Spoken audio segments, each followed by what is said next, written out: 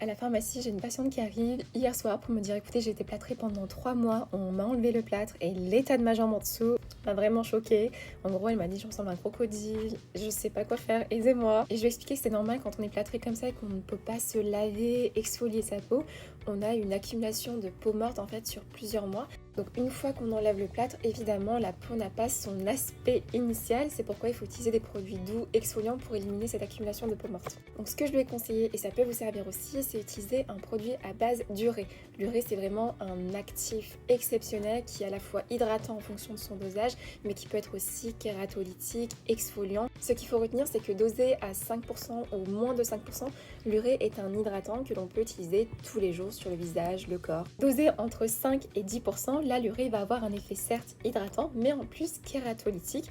Il va être légèrement exfoliant, donc pour les peaux sèches, rugueuses. L'urée peut être aussi dosé entre 10 et 20% dans les préparations dermocosmétiques, et là ça va être un hydratant mais aussi un exfoliant pour des problématiques de peau comme l'eczéma, le psoriasis, les callosités, les peaux sèches vraiment très rugueuses.